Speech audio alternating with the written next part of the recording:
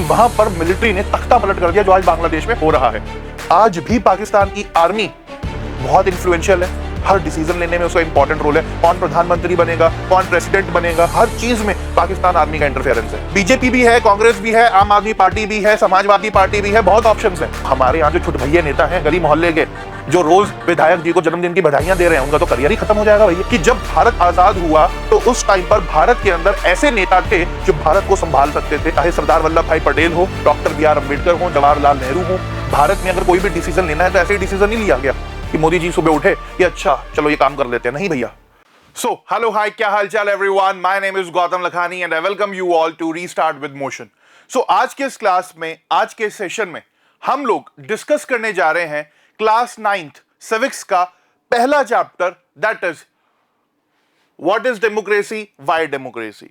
यानी कि आज के सेशन में हम लोग पढ़ेंगे लोकतंत्र के बारे में और देखेंगे, समझेंगे कि why democratic government is one of the best forms of government.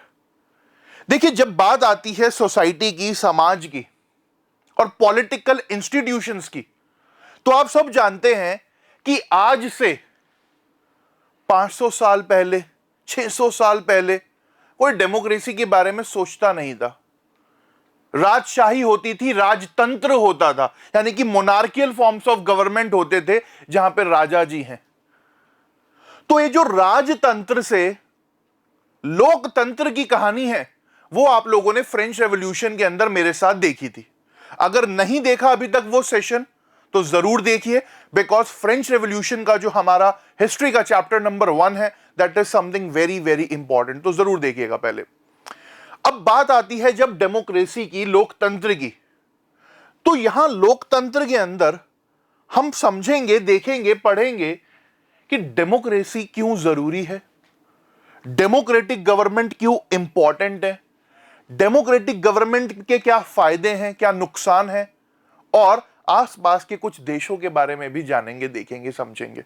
तो चलिए बिना टाइम वेस्ट करे सेशन की तरफ चलते हैं। अगर अभी तक आप लोगों ने चैनल को सब्सक्राइब नहीं करा है तो please make sure to subscribe the channel. नीचे डिस्क्रिप्शन के अंदर टेलीग्राम चैनल का लिंक भी आपको मिलेगा, जहां पर free of cost all the notes, summary notes chapter के आपको अवेलेबल रहेंगे। तो देखिए क्या है कि जब बात आती है आज के समय की सोसाइटी की, आज के समय आपको दो तरह के गवर्नमेंट्स देखने को मिलते हैं। एक तरफ डेमोक्रेटिक गवर्नमेंट्स, दूसरी तरफ non democratic governments. Democratic governments की जब हम बात करते हैं तो इंडिया, भारत एक लोकतंत्र है, मोदी जी हमारे प्रधानमंत्री हैं, आप सब जानते हो।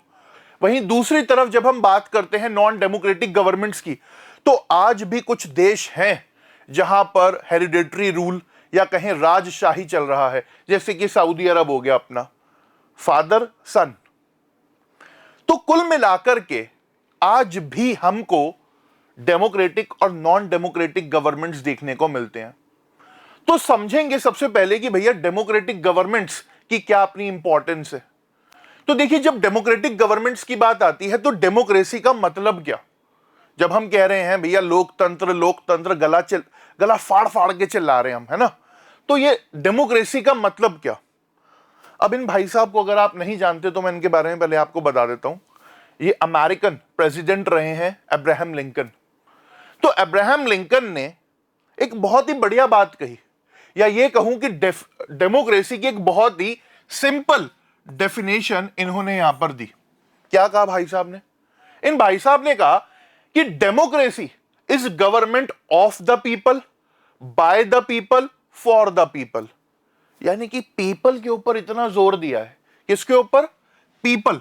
ये जो पीपल है, अगर आप देखो तो इस पर बहुत ज्यादा एम्फेसाइज है, इस पर ही सबसे ज्यादा जोर है। तो हम यहां पर यह कह सकते हैं सिंपल शब्दों में कि डेमोक्रेसी इज पीपल्स गवर्नमेंट। लोकतंत्र, नाम में ही पता लग रहा है ना बच्चा, लोक मींस व्हाट? पीपल। तो लोकतंत्र है भाई, क्या है? लोकतंत्र। तो जब बात आती है of the people, bye the people, for the people की, तो इसका मतलब क्या, थोड़ा वो इसके अंदर हम समझेंगे। तो जब सिंपल डेफिनेशन की बात आती है, so democracy is a form of government in which rulers are elected by the people. यानी कि डेमोक्रेसी के अंदर क्या हो रहा है कि जो रूलर्स है they are elected by the people. अरे जस्ट 1 मिनट गाइस, पेन के साथ कुछ दिक्कत है क्या? हाँ ठीक है। सो डेमोक्रेसी एक ऐसी फॉर्म ऑफ गवर्नमेंट है जहां पर जो रूलर्स है, रूलर्स का मतलब कौन? जो नेता लोग हैं। भाई आज के समय पर नेता ही तो राजा है, बैठा है फॉर्च्यूनर के अंदर, चल रहा है पूरे रुतबे के साथ, तो कौन है? राजा ही तो है। पहले राजा भी ऐसे ही चलते थे अपने साथ लोगों को लेकर के कि चलो भैया। तो जब बात आती है रूलर्स की, तो यहां पर अगर हम देखें डेमोक्रेसी के अंदर, तो जो रूलर्स है फर्क इतना आ गया कि they are elected by the people. लोग उनको चुन रहे हैं, लोग उनको इलेक्ट कर रहे हैं। तो डेमोक्रेसी के अंदर जो पीपल का रोल है, लोगों का रोल है, वो अपने आप में यहां पर काफी ज्यादा क्या हो जाता है? इंपॉर्टेंट हो जाता है बच्चा। साथ ही साथ जब बात आती है डेमोक्रेसी की, तो अगर आप इस डेफिनेशन को ध्यान से पढ़ो तो डेफिनेशन क्या कह रही है? A form of government in which the rulers are elected by the people. तो कहीं ना कहीं ये जो अबव डेफिनेशन है, ये अबव डेफिनेशन डेमोक्रेसी को बाकी फॉर्म्स ऑफ गवर्नमेंट से अलग कर रही है, जो कि क्या है? नॉन डेमोक्रेटिक है। जैसे कि क्या? एग्जाम्पल के तौर पर अगर हम देखें, समझें, तो देखो म्यांमार जो कि हमारा एक पड़ोसी देश है, वहां काफी लंबे समय तक क्या रहा? आर्मी रूल रहा, आज भी आर्मी रूल है। वहीं दूसरी तरफ जब बात आती है चिले की, तो चिले के अंदर भी क्या रही? डिक्टेटरशिप रही। साथ ही साथ जब हम मोनार्कियल सिस्टम की बात करते हैं, तो मोनार्कियल सिस्टम, सऊदी अरब का एग्जांपल ले लो। सऊदी अरब में क्या है? यही है भैया, पापा बेटा अपना क्या कर रहे हैं? रूल कर रहे हैं। तो सबसे पहले हम लोग यहां पर डिफरेंस समझने की कोशिश करते हैं कि डेमोक्रेसी, मोनार्की और डिक्टेटरशिप के अंदर डिफरेंस क्या होता है, बिकॉज काफी सारे बच्चे यहां पर कंफ्यूज हो जाते हैं। देखो जब बात आती है डेमोक्रेसी की, तो डेमोक्रेसी के अंदर हम क्या देख रहे हैं? डेमोक्रेसी के अंदर हम लोग ये देख रहे हैं कि जो लोग हैं, people, what they are doing, these people are electing their leaders. ये लोग अपने लीडर्स को क्या कर रहे हैं बच्चा? इलेक्ट कर रहे हैं, चुन रहे हैं। यानी कि जो भी रिप्रेजेंटेटिव्स हैं, जो भी नेता लोग हैं, they are elected by the people. तो इसीलिए हम क्या कहते हैं कि democracy is people's government. Democracy क्या है? पीपल्स गवर्नमेंट है। वहीं दूसरी तरफ जब बात आती है मोनार्की की, तो मोनार्की के अंदर क्या हो रहा है? मोनार्की के अंदर हम लोग ये देख रहे हैं कि monarchy is basically based on hereditary rule. Monarchy किस पर बेस्ड है? Hereditary rule. हेरिडेटरी रूल का मतलब क्या? कि भैया पापा जी के बाद बेटा ही क्या बनेगा? राजा बनेगा। तो डेमोक्रेसी क्या करती है? डेमोक्रेसी इसी का खंडन करती है। डेमोक्रेसी कहती है कि अब पापा के बाद राजा नहीं, अब लोग राजा हैं, ये लोग चुनेंगे लीडर्स को। वहीं दूसरी तरफ जब हम बात करते हैं डिक्टेटरशिप की, तो डिक्टेटरशिप के अंदर देखो क्या हो रहा है? डिक्टेटरशिप के अंदर देयर इज अ पर्सन, एक व्यक्ति है, और ये व्यक्ति क्या कर रहा है? ये व्यक्ति आर्मी की मदद से कह लीजिए पूरे के पूरे देश पर कंट्रोल करके बैठा है। यानी कि ये जो व्यक्ति है डिक्टेटरशिप के अंदर, इस व्यक्ति के पास पावर है, and on the basis of that power, जो पावर इसके पास है, उस पावर के बेसिस पर ही ये क्या कर रहा है? जोर के बेसिस पर ये पूरे के पूरे लोगों को कंट्रोल कर रहा है। तो जब भी डिक्टेटरशिप की बात आती है, तो डिक्टेटरशिप में हम अक्सर देखते हैं कि जो व्यक्ति आर्मी के ऊपर अपनी इंफ्लुएंस रखता है ना, वही क्या कर पाता है? देश के ऊपर रूल कर पाता है। अभी हाल ही में आप लोगों ने देखा, न्यूज में देख रहे होगे आजकल, बांग्लादेश के अंदर बहुत ज्यादा क्राइसिस चल रहे हैं। बांग्लादेश के अंदर क्या हुआ कि आर्मी ने ही, जो आर्मी जनरल है, उन्होंने ही वहां के प्रधानमंत्री को भागने पर मजबूर कर दिया। ऐसा ही सिमिलर एग्जाम्पल पाकिस्तान में भी हो चुका है पहले, जैसे हम इस चैप्टर के अंदर समझेंगे, तो ध्यान से बने रहिएगा। तो ये एक डिफरेंस है डेमोक्रेसी, मोनार्की और डिक्टेटरशिप के बीच में। तो मोनार्की में हम क्या देख रहे हैं? There is a hereditary rule, यानी कि फादर के बाद सन ही क्या होता है? मेजॉरिटी राजा बनता है। बट डिक्टेटरशिप में ऐसा नहीं है। डिक्टेटरशिप में एक व्यक्ति है जिसके पास आर्मी पावर है, या कहें आर्मी की इंफ्लुएंस है, वही राजा बनेगा। तो ये एक बेसिक डिफरेंस है डेमोक्रेसी, मोनार्की और डिक्टेटरशिप के अंदर। अब जैसे कि हम लोग यहां पर बात कर रहे थे किसके बारे में? We people were discussing about the democracy. तो डेमोक्रेसी के फीचर्स जानना बहुत ज्यादा जरूरी है। डेमोक्रेसी की जब बात आती है तो अक्सर डेमोक्रेसी में हम क्या देखते हैं कि भैया नेताजी हाथ जोड़े खड़े हैं। खड़े वो इलेक्शन के टाइम पर, ये 5 साल गायब हैं भाई साहब, बट एटलीस्ट आते तो हैं, हाथ तो जोड़ते हैं। अब राजा से उम्मीद कर सकते हो तुम्हारे आगे हाथ जोड़ेगा? मारेगा खींच के दो। तो जब बात आती है डेमोक्रेसी की, तो डेमोक्रेसी के अंदर सबसे पहला जो मोस्ट इंपॉर्टेंट फीचर है डेमोक्रेसी का, that is major decisions by elected leaders. Democracy के अंदर क्या हो रहा है कि जो रूलर्स हैं, जो लीडर्स हैं, they are elected by the people, and ये रूलर्स क्या कर रहे हैं? डिसीजन ले रहे हैं हमारे बिहाफ पर। तो ये नेताजी को पावर किसने दी है? हमने दी है डिसीजन लेने की। सेकंड, जब बात आती है यहां पर इंपॉर्टेंट फीचर की, so that is free and fair electoral competition. Democracy के अंदर हम क्या देखते हैं? There are elections. क्या हो रहे हैं? इलेक्शंस हो रहे हैं, और ये इलेक्शंस इंश्योर करते हैं कि लोगों के पास एक पॉलिटिकल चॉइस हो। लोगों के पास क्या हो? एक पॉलिटिकल चॉइस हो कि अगर ये ठीक से काम नहीं कर रहा तो इसकी जगह किसी दूसरे को ले आओ भैया, 5 साल है अपने पास। वरना सोचो, अगर कोई राजा बन गया और बैठ गया सिर पे चढ़ के लुई 16 जैसा, क्या करेगा तुम्हारा हाल? टैक्स ही टैक्स लेगा बस। तो free and fair electoral competition जो है वो इंश्योर करता है देश के अंदर एक पॉलिटिकल कंपटीशन बना रहे और पॉलिटिकल चॉइस लोगों के पास हो। साथ ही साथ 1 पर्सन 1 वोट 1 वैल्यू हमें देखने को मिलती है। तो चाहे आप अंबानी हो या चाहे आप एक ऑर्डिनरी सिटीजन हो, चाहे गौतम लखानी हो या गौतम अडानी हो, एक ही वोट है भैया। 1 पर्सन 1 वोट 1 वैल्यू। तो यहां पर हर किसी इंडिविजुअल के पास 18 साल से ऊपर का कोई भी है, मेल है, फीमेल है, अमीर है, गरीब है, किसी भी कास्ट का है, किसी भी रिलीजन का है, उसके पास क्या है? अपॉर्चुनिटी है कि वो भी क्या कर सकता है? अपना नेता चुन सकता है। सो डेमोक्रेसी के अंदर पॉलिटिकल इक्वालिटी हमें देखने को मिलती है। इसके बाद जो सबसे इंपॉर्टेंट पॉइंट आ जाता है, that is rule of law and respect for the rights. तो डेमोक्रेसी के अंदर वी फॉलो कॉन्स्टिट्यूशन, एक संविधान है, and that constitution gave certain rights to us, certain powers to us. वो संविधान हमें कुछ राइट्स दे रहा है, कुछ अधिकार दे रहा है, कुछ पावर दे रहा है। तो कॉन्स्टिट्यूशन इज सुप्रीम, संविधान से ऊपर कुछ नहीं है। तो ये 4 सबसे बड़े, सबसे इंपॉर्टेंट फीचर्स हैं किसके?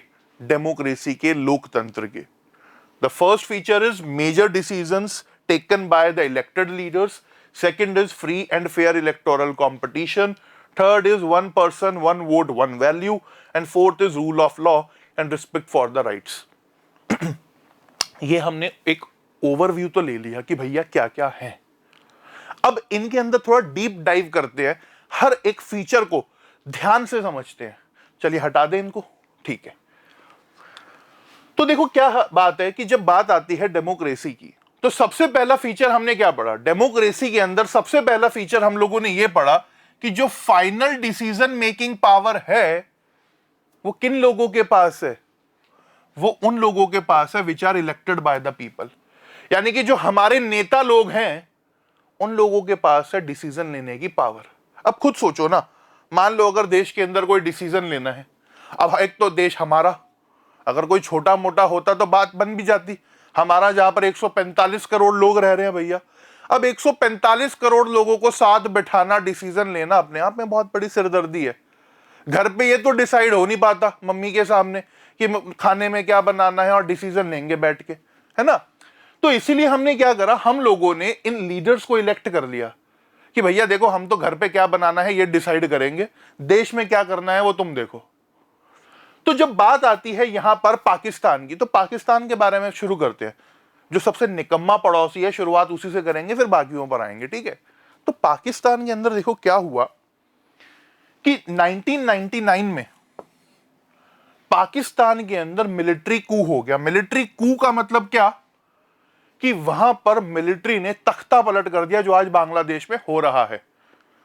उस टाइम पर जो वहां के आर्मी जनरल थे, जनरल परवेज मुशर्रफ, ये भाई साहब क्या टोपी लगाए बैठा है, पूरे पाकिस्तान को टोपी पहना दी इसने। तो जब बात आती है जनरल परवेज मुशर्रफ की, इसने क्या करा, जो डेमोक्रेटिकली चुनी हुई सरकार थी, जिसको लोगों ने चुना था, उसको हटा दिया और खुद चीफ एग्जीक्यूटिव बन गया देश का। यानी कि इस बंदे ने क्या करा, इस बंदे ने जो चुनी हुई सरकार थी, नवाज शरीफ की जो गवर्नमेंट थी, हटा दिया उसको और क्या कर दिया, खुद यहां पर जो है देश का चीफ एग्जीक्यूटिव बन गया। फिर 2001 में 2 साल बाद ये पाकिस्तान का प्रेसिडेंट बन जाता है। क्या बन जाता है, पाकिस्तान का प्रेसिडेंट बन जाता है। कोई चुनाव नहीं हुए, कुछ नहीं, अपने आप ही कह रहा चीफ एग्जीक्यूटिव मजा नहीं आ रहा, प्रेसिडेंट बना दो। तो 2001 में ये क्या बन गया, प्रेसिडेंट बन गया। वहीं अप्रैल 2002 के अंदर इसने क्या करवाया, एक रेफरेंडम कराया और उस रेफरेंडम के अंदर खुद को 5 साल का एक्सटेंशन दे दिया कि भैया 5 साल मैं ही बना रहूंगा। अब ये रेफरेंडम क्या होता है, रेफरेंडम इज बेसिकली कि जब आप देश की जनता के सामने कोई इशू रखो, कोई टॉपिक रखो कि क्या करना चाहिए, और देश की जनता उस पर आपको क्या दे, वोट के थ्रू अपना एक तरीके से ओपिनियन के सामने रखे। अब कई लोगों का कहना है कि ये जो रेफरेंडम हुआ था, कहना क्या हुआ ही था, ये जो रेफरेंडम हुआ था ये पूरी तरीके से रिग्ड था। रिग्ड होने का मतलब क्या, कि इन भाई साहब ने सबका सब अपने ही वोट, अपना ही सिस्टम, सब अपना ही काम करा हुआ था ताकि 5 साल का एक्सटेंशन करा जा सके इनके उसको। तो 1999 में मिलिट्री कू हुआ, 2001 में भाई साहब प्रेसिडेंट बने और 2002 में कहने लगे कि 5 साल अभी और रहूंगा, टेंशन ना लो। तो ये जो कहानी है यहां पर, ये बहुत इंपॉर्टेंट है समझने के लिए हमारे। इसके बाद क्या होता है, इसके बाद हम यहां पर ये देखते हैं कि अगस्त 2002 के अंदर, यानी कि 5 साल का जो एक्सटेंशन हुआ, उसके बाद इन्होंने क्या करा, एक लीगल फ्रेमवर्क ऑर्डर पास करा और इस लीगल फ्रेमवर्क ऑर्डर ने पाकिस्तान का जो कॉन्स्टिट्यूशन था, जो संविधान था, उसको बदल दिया, उसके अंदर अमेंडमेंट कर दिया। तो क्या किया इन्होंने यहां पर, इन्होंने यह करा कि भैया जो प्रेसिडेंट है वो अब नेशनल और प्रोविंशियल असेंबलीज को डिसमिस कर सकता है। यानी कि देश के अंदर जो चुनी हुई सरकार है, जो पार्लियामेंट के अंदर मेंबर्स बैठे हैं, जो स्टेट असेंबलीज है, जैसे हमारे यहां होता है ना, अलग अलग स्टेट्स के अंदर अलग अलग चीफ मिनिस्टर होते हैं, तो ये प्रोविंशियल का मतलब वही है। जैसे हमारे यहां क्या, यूपी में योगी जी है ना, और उसके अलावा उत्तराखंड के अंदर धामी जी, तो अलग अलग मुख्यमंत्री हैं, वहां पर अलग अलग विधायक हैं, एमएलएज हैं। तो इस ऑर्डर ने, 2002 के ऑर्डर ने क्या करा कि प्रेसिडेंट के पास ये पावर है कि वो नेशनल और प्रोविंशियल असेंबलीज को डिसमिस कर दे, यानी कि लोगों के द्वारा चुने हुए जो रिप्रेजेंटेटिव्स हैं उनको हटा दे। वाह भाई वाह। इसके बाद इसने क्या करा, इसने एक नेशनल सिक्योरिटी काउंसिल बनाई। नेशनल सिक्योरिटी काउंसिल के अंदर अपने जो मिलिट्री ऑफिशियल्स थे, इसके जो इसके चमचे थे, उनको भर दिया। और अब क्या है कि यही नेशनल सिक्योरिटी काउंसिल सारे के सारे डिसीजंस लेगी। यानी कि मुशर्रफ अपने चमचों के साथ बैठ करके देश के अंदर डिसीजन लेगा और जिन लोगों को, जिन लीडर्स को आम जनता ने चुना था, लोगों ने चुना था, नेशनल और प्रोविंशियल असेंबलीज के अंदर भेजा था, उनको खत्म कर दिया, डिसमिस कर दिया गया। तो जैसे ही ये लॉ पास हुआ तो कहीं ना कहीं हम क्या देख रहे हैं कि नाम के लिए इलेक्शंस भी कराए गए, जो लोग इलेक्टेड थे उनको कुछ पावर भी नहीं दी गई। सारी की सारी पावर किसके पास है, मुशर्रफ भाई साहब के पास है। तो बताओ जरा कमेंट सेक्शन में मुझे कि क्या यहां पर फाइनल डिसीजंस लोगों के द्वारा चुने हुए रिप्रेजेंटेटिव ले रहे हैं? नहीं ले रहे भैया, मुशर्रफ ले रहा है डिसीजन। मुशर्रफ का जो मन करे वो कर रहा है, एंड वो आर्मी के बेसिस पर ये कर रहा है, आर्मी की पावर पर ये कर रहा है। तो जब बात आती है पाकिस्तान की, तो पाकिस्तान के केस में हम क्या समझते हैं? पाकिस्तान के केस में हम सीधे तौर पर यह समझते हैं कि जो 2002 के अंदर वहां पर गवर्नमेंट थी, उसको हम पीपल्स रूल नहीं कह सकते। उसको हम पीपल्स रूल क्यों नहीं कह सकते बच्चा?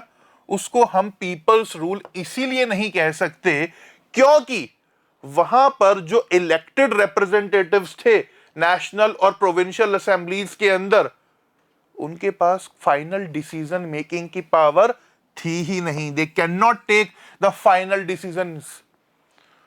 Musharraf was taking the final decisions, national security council final decision ले रही थी, ये कुछ नहीं कर रहे थे। वहीं दूसरी तरफ आर्मी ऑफिशियल्स के पास, मुशर्रफ के पास, जैसे कि मैंने आपको बताया, जो नॉन इलेक्टेड है, उनके पास क्या है? डिसीजन मेकिंग पावर है। देखो, जब बात आती है पाकिस्तान की, तो पाकिस्तान आज जिस हालत पर खड़ा है ना, वो उसकी आर्मी की वजह से खड़ा है, वहां के पॉलिटिकल सिस्टम की वजह से खड़ा है। We are very fortunate. Bharat एक ऐसा देश है जहां पर इंडिपेंडेंस के बाद से ही जो पॉलिटिकल लीडरशिप आई, जो army leadership I, they were very very very focused towards the development of the nation. उन्होंने हमेशा राष्ट्र हित को आगे रखा, ना कि इंडिविजुअल हित को। ये सब इंडिविजुअल है। ये देश ही जब एक इंडिविजुअल की वजह से बना, तो वहां तो यही होगा भाई फिर। तो जब बात आती है पाकिस्तान आर्मी की, तो पाकिस्तान आर्मी और उसके ऑफिशियल्स, उसका जनरल मुशर्रफ सारे डिसीजन ले रहा है बैठ के, और ये क्या कर रहे हैं? ये ताली बजा रहे हैं, हाँ ठीक है ठीक है ठीक है, हमारी जान बचा दो बस, हमें छोड़ दो बस। एंड ये आज भी चल रहा है। आज भी पाकिस्तान की आर्मी बहुत इंफ्लुएंशियल है। हर डिसीजन लेने में उसका इंपॉर्टेंट रोल है। कौन प्रधानमंत्री बनेगा, कौन प्रेसिडेंट बनेगा, हर चीज में पाकिस्तान आर्मी का इंटरफेरेंस है। तो ये था पाकिस्तान, और पाकिस्तान से हमने समझा कैसे वहां पर सरकार तो बनी, बट जो इलेक्टेड लीडर्स थे, they were not having any power regarding the final decisions. और कौन ले रहा है final decision? Non elected people, Musharraf और उसकी आर्मी ऑफिशियल्स। तो पाकिस्तान से पहला पॉइंट तो क्लियर हो गया कि डेमोक्रेसी के अंदर जरूरी क्या है। डेमोक्रेसी के अंदर जरूरी है कि जो फाइनल डिसीजन मेकिंग पावर हो वो इलेक्टेड लीडर्स के पास हो, वो चुने हुए रिप्रेजेंटेटिव्स के पास हो। इसके बाद जो हम लोगों ने सेकंड इंपॉर्टेंट फीचर पढ़ा था, that was free and fair electoral competition. Democracy का फ्री और फेयर इलेक्टोरल कंपटीशन सबसे इंपॉर्टेंट फीचर है। ये फ्री और फेयर इलेक्टोरल कंपटीशन हम लोगों को चॉइस देता है, पॉलिटिकल चॉइस, कि भैया अगर राहुल गांधी नहीं तो नरेंद्र मोदी, और अगर नरेंद्र मोदी नहीं तो राहुल गांधी। मतलब we have that choice, not even Rahul Gandhi, कोई भी हो सकता है, मोदी जी के अलावा और भी कोई हो सकता है। तो ये क्या कर रहा है यहां पर? हमें एक पॉलिटिकल चॉइस दे रहा है। बट एक और हमारा बहुत ही निकम्मा पड़ोसी है जिसका नाम है चाइना, उसके बारे में भी थोड़ा पढ़ लेते हैं। देखो, सबसे पहले सबसे बड़े निकम्मे को निपटाया, पाकिस्तान को। अब दूसरे बेकार पड़ोसी की बात करेंगे, दैट इज चाइना। देखो, जब बात आती है डेमोक्रेसी की, तो एज आई टोल्ड यू कि democracy is basically based on free and fair elections, जहां पर लोग अपने नेताओं को चुन सकें, लोगों के पास एक पॉलिटिकल चॉइस हो। तो चाइना की जब हम बात करते हैं, तो चाइना के अंदर हर 5 साल में चुनाव होता है। वहां की जो पार्लियामेंट है, बड़ा अजीब सा नाम है, बोल नहीं पाऊंगा इसलिए बोलूंगा नेशनल पीपल्स कांग्रेस। वहां की जो पार्लियामेंट है उसको कहते हैं नेशनल पीपल्स कांग्रेस। ये आप देख सकते हो। अब इसको इंडियन नेशनल कांग्रेस, हमारी कांग्रेस पार्टी से मत जोड़ देना। तो नेशनल पीपल्स कांग्रेस उसका नाम है। कांग्रेस बेसिकली क्या होता है? एक टर्म होता है, एक वर्ड होता है इंग्लिश के अंदर एसोसिएशन के लिए या ग्रुप के लिए, है ना। तो नेशनल पीपल्स कांग्रेस वहां की पार्लियामेंट का नाम है, और उस पार्लियामेंट के अंदर 3000 मेंबर्स चुन करके आते हैं। और जब इस नेशनल पीपल कांग्रेस की बात आती है, तो इस नेशनल पीपल कांग्रेस के पास ही ये पावर है कि वो देश का प्रेसिडेंट अपॉइंट करें, इलेक्ट करें। यानी कि आज शी जिनपिंग जो चाइना का प्रेसिडेंट बना हुआ है वो इस नेशनल पीपल कांग्रेस की वजह से बना हुआ है। इन 3000 मेंबर्स ने उसको अपना प्रेसिडेंट के तौर पर चुना है देश के। अब देखो, आप कहोगे कि वाह क्या बढ़िया हिसाब है, इतना बड़ा देश, 3000 लोग, हमारे यहाँ तो 543 ही हैं, बड़े कम हैं। तो अभी समझते हैं कि हिसाब बढ़िया नहीं है, ये बहुत ही बेकार है। चाइना के अंदर क्या हो रहा है कि हर 5 साल में चुनाव तो हो रहा है, 3000 मेंबर कांग्रेस के अंदर, पार्लियामेंट के अंदर जा भी रहे हैं। इनमें से कुछ मेंबर्स आर्मी भी भेज रही है अपने लोगों को। बट जब बात आती है यहां पर 3000 मेंबर्स की, तो सबसे बड़ा कैच क्या है, सबसे बड़ा घपला क्या है कि ये सबके सब मेंबर्स को चाइनीज कम्युनिस्ट पार्टी से क्या लेना होगा, अप्रूवल लेना होगा। ये पॉलिटिकल पार्टी ही चलेगी बस। यानी कि क्या भैया, भारत की बात करो तो बीजेपी भी है, कांग्रेस भी है, आम आदमी पार्टी भी है, समाजवादी पार्टी भी है, बहुत ऑप्शंस हैं, और गली मोहल्ले के कुछ छुट भैये नेता भी हैं। यानी कि ऑप्शंस बहुत है। चाइना के अंदर सिर्फ चाइनीज कम्युनिस्ट पार्टी ही है। अब बताओ, कोई चॉइस ही नहीं। भाई चॉइस तो चाहिए ना। आलू का पराठा खाने का मन नहीं कर रहा, पनीर का पराठा ही खिला दो, अगर पराठा ही खिलाना है तो। बाकी छोले भटूरे, चाउमीन, मोमोज, ये सब भी होना चाहिए। तो यहां पर कोई चॉइस ही नहीं है भाई लोगों के पास। सिर्फ एक ही पॉलिटिकल पार्टी है, that is Chinese communist party, जो क्या कर रही है, अपने कैंडिडेट्स को अप्रूव कर रही है। यानी कि 3000 में जो भी लोग जाएंगे वो कौन होंगे, चाइनीज कम्युनिस्ट पार्टी से जुड़े हुए होंगे, या चाइनीज कम्युनिस्ट पार्टी की जो और छोटी मोटी पार्टियां हैं जो उनको सपोर्ट करती हैं, फेवर करती हैं, उन्हीं के लोगों को इलेक्शंस में कंटेस्ट करने का पावर है, राइट है। अब बताओ, अगर यही काम इंडिया में हो जाए तो हमारे यहां जो छुटभैये नेता हैं गली मोहल्ले के, जो रोज विधायक जी को जन्मदिन की बधाइयां दे रहे हैं, उनका तो करियर ही खत्म हो जाएगा भैया, कोई स्कोप ही नहीं रहेगा। तो Chinese communist party is the only option in China. तो साफ कह रहे हैं कि भैया कोई आलू का पराठा, पनीर का पराठा, छोले भटूरे नहीं मिलेंगे, सिर्फ चाइनीज कम्युनिस्ट पार्टी है, वोट करना है करो, नहीं करना जाओ, हम देख लेंगे अपने आप। तो चाइना से हम क्या समझते हैं कि चाइना में भले ही हर 5 साल में चुनाव हो रहे हो, बट फ्री और फेयर इलेक्टोरल कंपटीशन नहीं है वहां पर। Why? Because people don't have the choice. अब अगर चॉइस ही नहीं होगी तो फिर इलेक्शंस किस बात के भाई? अगर लोगों के पास अपना रिप्रेजेंटेटिव्स चुनने का अधिकार ही नहीं है तो इलेक्शंस किस बात के भाई? दिखावा है, नौटंकी है। So Chinese communist party is the only party जिसकी हमेशा चाइना के अंदर क्या है, सरकार बनती है। अब बताओ, अपने यहां देखो, भारत के अंदर देखो, 2014 से पहले कांग्रेस की गवर्नमेंट थी या यूपीए की गवर्नमेंट थी, उससे पहले बीजेपी की गवर्नमेंट थी। तो अपने आप क्या होता रहता है, पार्टीज चेंज होती रहती हैं। अब फिर बीजेपी की गवर्नमेंट बन गई, उम्मीद नहीं थी, मतलब जो हाल था, जो मैंडेट आया। तो कुल मिलाकर के चाइना के अंदर लोगों के पास पॉलिटिकल चॉइस नहीं है, और इस पॉलिटिकल चॉइस ना होने की वजह से हम कह सकते हैं कि चाइना के अंदर जो इलेक्टोरल कंपटीशन है that is not free and fair. China के अंदर जो इलेक्शंस का प्रोसेस है that is not free and fair, simple. तो चाइना की जब बात आती है तो चाइना से हम क्या कंक्लूजन निकाल सकते हैं कि चाइना के अंदर जो इलेक्शंस हो रहे हैं they are not offering people any serious choice. कोई आलू का पराठा, छोले भटूरे का ऑप्शन नहीं है, सिर्फ चाइनीज चाउमीन, मोमोज है, खाना है खाओ, नहीं खाना ना खाओ। मोमोज भी नहीं है, बल्कि सिर्फ नूडल्स दे रहे हैं। यानी कि चाइनीज कम्युनिस्ट पार्टी है और कोई पॉलिटिकल पार्टी ही नहीं है।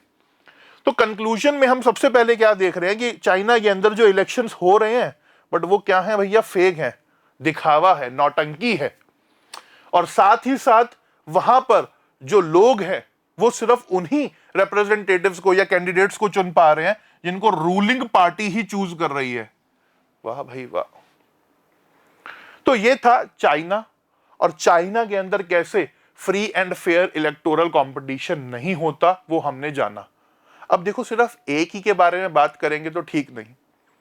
एक और कंट्री है मैक्सिको। कमेंट सेक्शन में बताना मुझे मैक्सिको कहां पड़ता है, ठीक है। मैक्सिको की जब बात आती है तो 1930 में मैक्सिको आजाद हुआ, इंडिपेंडेंट हुआ, और हर 6 साल में यानी कि रेगुलर इलेक्शंस भी वहां पर होते रहे वहां का प्रेसिडेंट इलेक्ट करने के लिए। सो 1930 से लेकर के वहां पर हर 6 साल में रेगुलर इलेक्शंस हो रहे हैं ताकि प्रेसिडेंट को चुना जा सके मैक्सिको में। बट यहां पर भी एक घपला हो रहा है, क्या कि यहां पर 2000 तक, अंटिल 2000 तक हम क्या देखते हैं कि जो भी इलेक्शन हो रहे हैं दे आर वन बाय सिर्फ एक single party, that is PRI, institutional revolutionary party. यानी कि क्या भैया कि 1930 से लेकर के 2000 तक रेगुलर इलेक्शंस हुए, प्रेसिडेंट को चुना गया, हर बार लोगों ने ही चुना, कभी डिक्टेटर रूल नहीं आया, कभी आर्मी रूल नहीं आया, बट सिर्फ एक ही political party, that is institutional revolutionary party, PRI, वहां पर सरकार में आई। ऐसा क्यों? ऐसा क्यों? तो उसके पीछे का रीजन क्या है कि अपोजिशन पार्टीज चुनाव लड़ती तो थी, यानी कि पीआरआई के सामने जो और पार्टीज थी वो चुनाव लड़ती तो थी बट कभी जीत नहीं पाती थी। तो क्या इतने निकम्मे थे ये, क्या इतने नाकारा थे ये कि चुनाव ही नहीं जीत पा रहे? तो बात आती है नहीं भैया, यहां पर क्या हो रहा था, चाइना के मैक्सिको के अंदर जो इंस्टीट्यूशनल रेवोल्यूशनरी पार्टी थी PRI, they were using dirty tricks, ये गलत चीजों का इस्तेमाल कर रही थी चुनाव जीतने के लिए।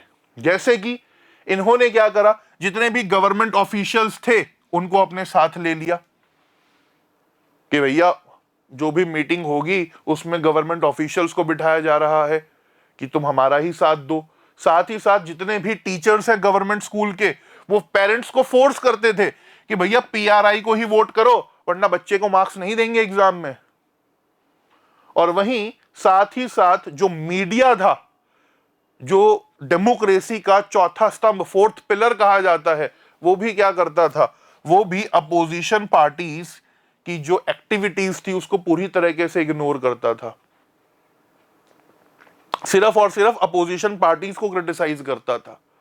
तो बताओ, तो पीआरआई इंस्टीट्यूशनल रेवोल्यूशनरी पार्टी लोगों को डरा के, लोगों को धमका के क्या कर रही थी, डर्टी ट्रिक्स का इस्तेमाल करके चुनाव हर बार जीत रही थी, और मीडिया भी उनका साथ दे रहा था।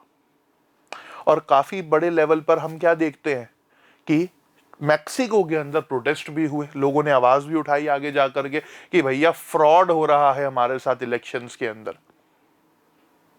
तो मैक्सिको में भी हम क्या देख पा रहे हैं कि रेगुलर इलेक्शंस हो रहे हैं, अपोजिशन पार्टीज भी चुनाव लड़ रही हैं, बट क्या है, जो पीआरआई है, रूलिंग पार्टी है, उसने सबको हाईजैक करा हुआ है, पूरे सिस्टम को हाईजैक करा हुआ है।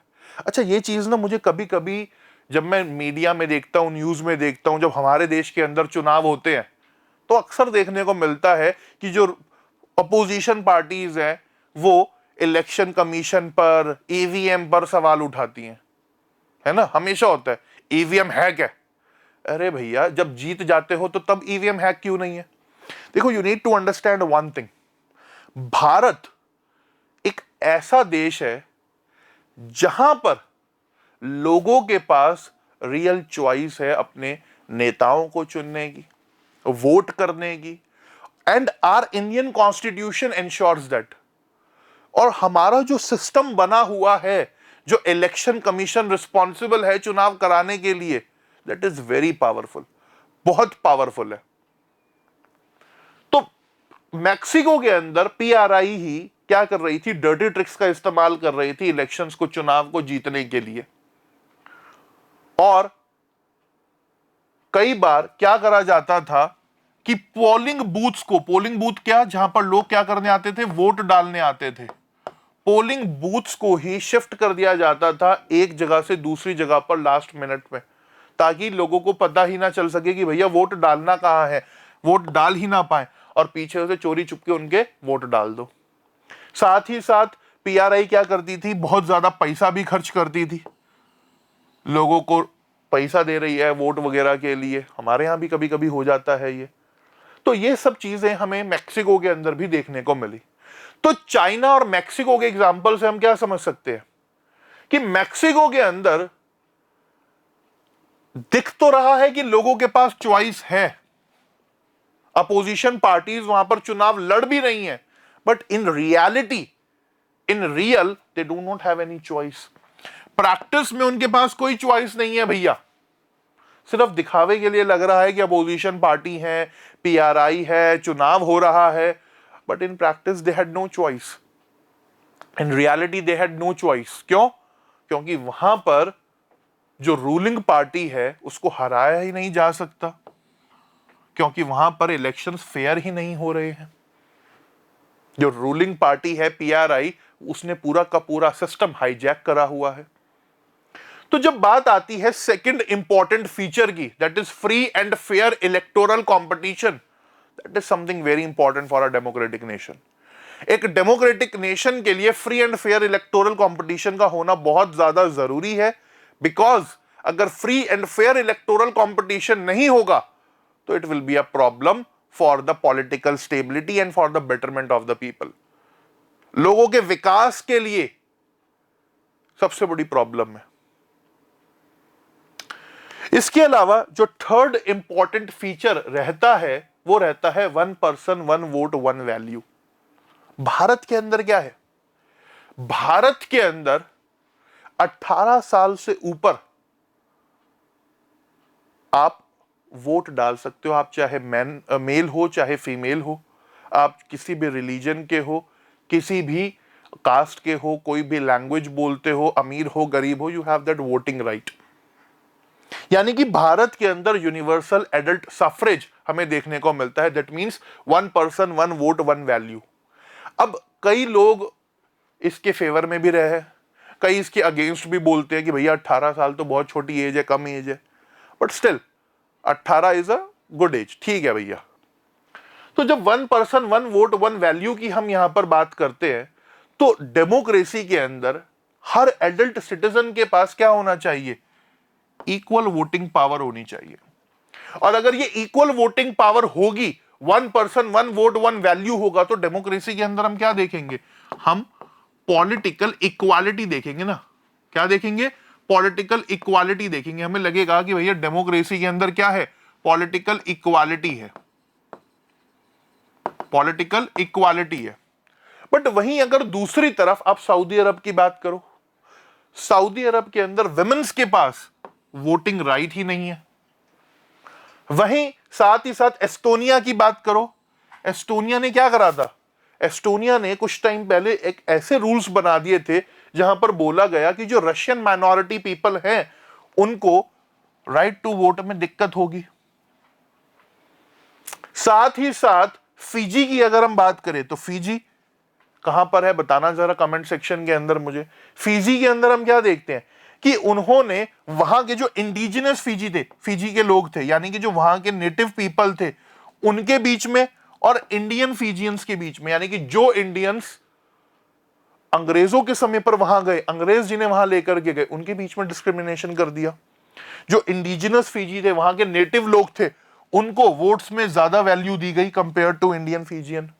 तो ये सब डिस्क्रिमिनेशन ही तो है। One person one vote one value हमें देखने को मिल ही नहीं रहा।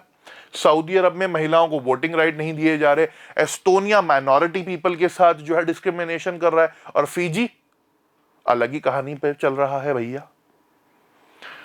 तो ये जब हम बात करते हैं one person one vote one value की, ये बहुत इंपॉर्टेंट है, बहुत जरूरी है, क्योंकि अगर ये नहीं होगा तो पॉलिटिकल इक्वालिटी नहीं होगी, और अगर पॉलिटिकल इक्वालिटी नहीं होगी तो डेमोक्रेसी का मतलब क्या? तो जब बात आती है यहां पर one person one vote one value की, तो हम क्या देखते हैं कि this is the third most important feature. Fourth feature आता है rule of law and respect for the rights. अब देखिए क्या है, डेमोक्रेटिक गवर्नमेंट के अंदर हम क्या देखते हैं कि वहां पर एक कॉन्स्टिट्यूशनल लॉ होता है और सिटीजन्स के कुछ राइट्स होते हैं। भारत की भी जब बात आती है तो भारत के अंदर हम क्या देखते हैं? संविधान है, उस संविधान ने हमारे को कुछ अधिकार दिए हुए हैं, राइट्स दिए हुए हैं, which are enshrined in the Indian constitution, fundamental rights है हमारे। साथ ही साथ जो नेता लोग बैठे हैं उनको भी कुछ पावर्स असाइन करी हुई हैं और उन पावर्स के साथ साथ उन लोगों के लिए कुछ लिमिटेशंस भी सेट करी हुई हैं। यानी कि there is a clear separation of powers and Indian constitutions ensure that. तो डेमोक्रेसी के अंदर सबसे जरूरी चीज क्या है? रूल ऑफ लॉ का होना बहुत जरूरी है, कानून का शासन होना, एक कॉन्स्टिट्यूशन का होना, संविधान का होना बहुत ज्यादा जरूरी है। क्यों? क्योंकि अगर आपको एक देश चलाना है, कंट्री चलानी है, so you need rules and regulations for that. अगर एक क्रिकेट का गेम है, हॉकी का गेम है, उसमें भी रूल्स और रेगुलेशंस होते हैं ना, ताकि क्योस ना हो, प्रॉब्लम ना हो, कंफ्लिक्ट ना हो। इसीलिए जब हम देश की बात करते हैं तो constitution, rules, regulations are something very very important. तो देखिए यहां पर क्या है कि हम जिम्बाब्वे का एग्जांपल लेकर के समझेंगे। जिम्बाब्वे की जब बात आती है तो 1980 में व्हाइट पीपल से जिम्बाब्वे को, यूरोपियन से जिम्बाब्वे को क्या मिली? इंडिपेंडेंस मिली। और इस फ्रीडम स्ट्रगल के अंदर जानु पीएफ नाम की जो पॉलिटिकल पार्टी थी उसका बहुत इंपॉर्टेंट रोल रहा। जैसे जब भारत की बात आती है तो कहा जाता है कि भारत के अंदर फ्रीडम स्ट्रगल में इंडियन नेशनल कांग्रेस का, हिंदू महासभा का, इन पॉलिटिकल पार्टीज का बहुत इंपॉर्टेंट रोल रहा। वैसे ही जब बात आती है जिम्बाब्वे की तो वहां पर जानु पीएफ का बहुत इंपॉर्टेंट रोल रहा। तो जब बात आती है जिम्बाब्वे की तो जिम्बाब्वे के अंदर लीडर थे जिनका नाम था रॉबर्ट मुगाबे। जैसे ही देश आजाद हुआ, रॉबर्ट मुगाबे 1980 से, ये भाई साहब देखो क्या लग रहे हैं ना, एकदम cricket player type, Chris Gayle वाली वाइब आ रही है भाई साहब को देख करके। तो रॉबर्ट मुगाबे वहां के लीडर इलेक्ट हुए जब 1980 में, जब आजादी मिली तब से लेकर। और रॉबर्ट मुगाबे एक बहुत ही पॉपुलर लीडर थे। जिम्बाब्वे के अंदर इलेक्शंस रेगुलरली होते थे, बट हमेशा जानु पीएफ जो पॉलिटिकल पार्टी थी रॉबर्ट मुगाबे की, वही चुनाव जीतती थी। तो हम लोग यहां पर क्या देखते हैं कि जिम्बाब्वे के अंदर मुगाबे भाई साहब पॉपुलर तो बहुत थे, बट उन्होंने काफी ज्यादा गलत, अनफेयर प्रैक्टिसेस भी करी इलेक्शंस में। जैसे कि उन्होंने कई बार कॉन्स्टिट्यूशन के अंदर चेंजेस करे, अपनी पावर्स को इंक्रीज कर लिया, प्रेसिडेंट की पावर्स को, बट अकाउंटेबल कम कर दिया। यानी कि पावर्स तो ज्यादा ले रहे हैं बट अकाउंटेबिलिटी कुछ नहीं है। देखो एक कहावत है कि with more powers more accountability comes. अगर कल को आप कहीं के आईएएस ऑफिसर बनोगे, आईपीएस ऑफिसर बनोगे, तो you are responsible for the entire district. आप जिला अधिकारी हो। जिला अधिकारी का मतलब क्या है कि पूरे के पूरे डिस्ट्रिक्ट की, जिला की आपके पास क्या है भैया? रिस्पॉन्सिबिलिटी है। राजा हो आप वहां के, kind of you need to take care of each and everything. तो रॉबर्ट मुगाबे भाई साहब ने कहा कि मैं प्रेसिडेंट हूं, पावर्स मुझे दे दो, बट मेरी कोई जवाबदेही नहीं है लोगों के प्रति।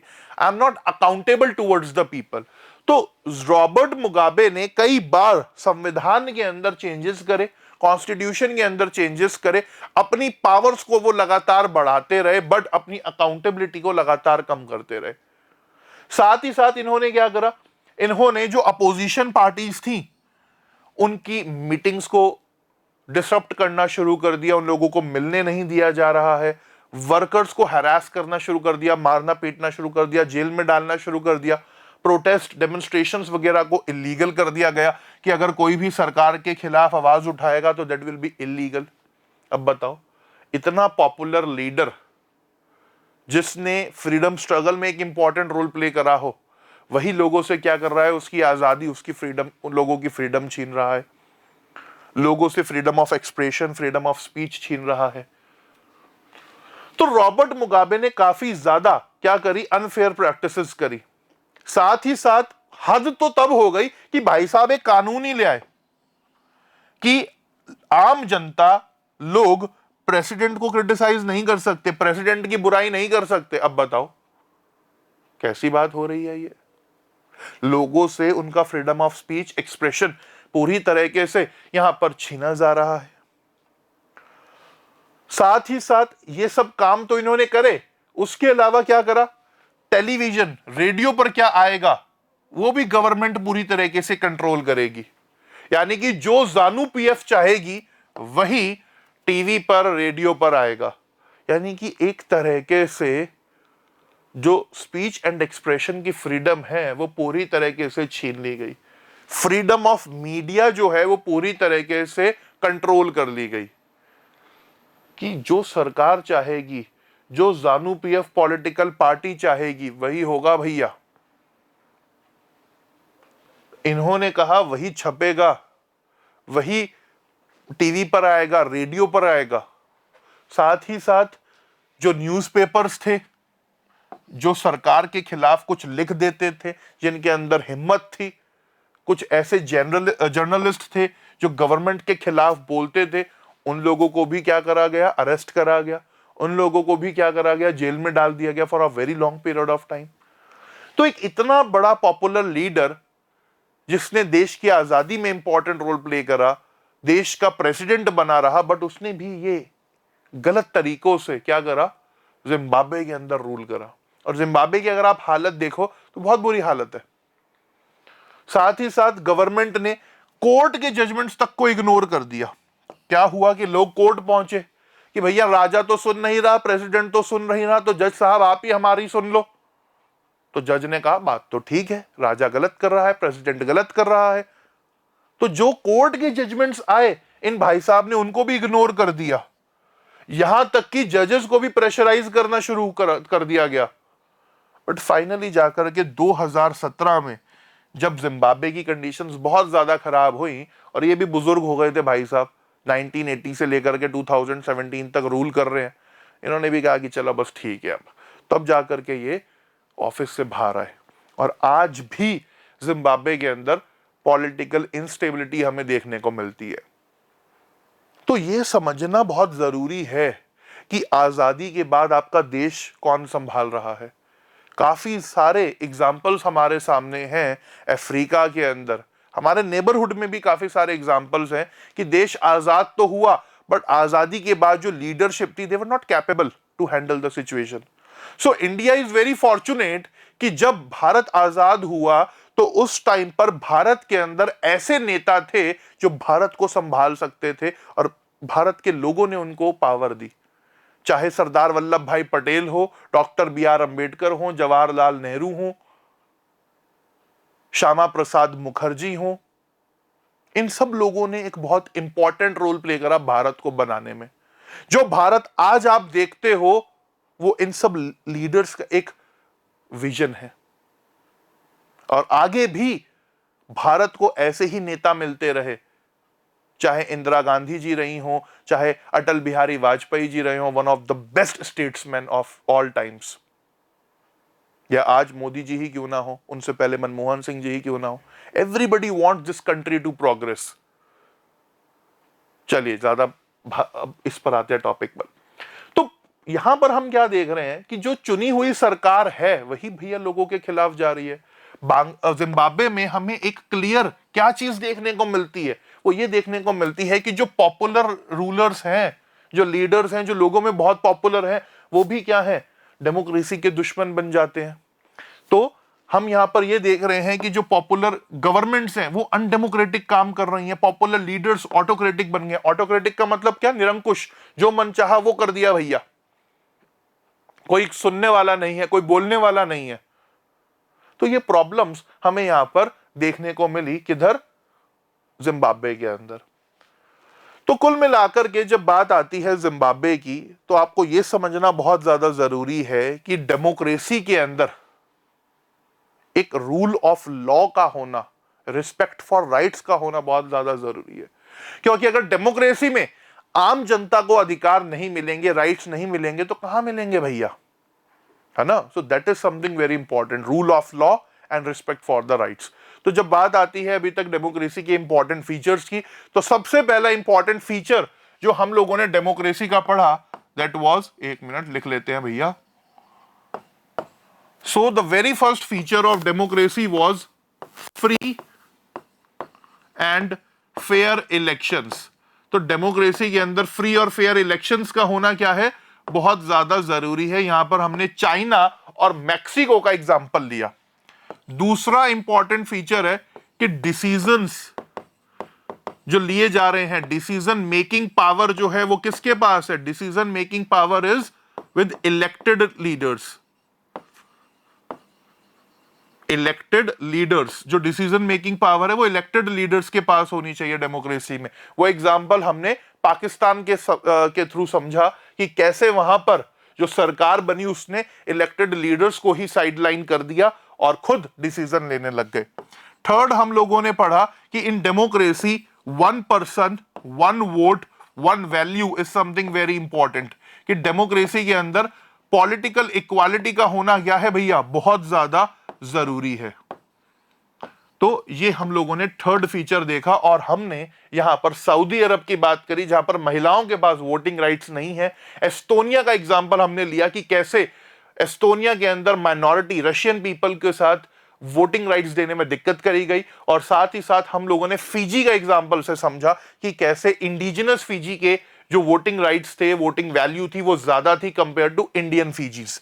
और फोर्थ लास्ट में हम लोगों ने देखा कि भैया रूल ऑफ लॉ का होना क्या है, बहुत ज्यादा अनिवार्य है, बहुत ज्यादा इंपॉर्टेंट है, और रिस्पेक्ट फॉर द राइट्स बहुत जरूरी है।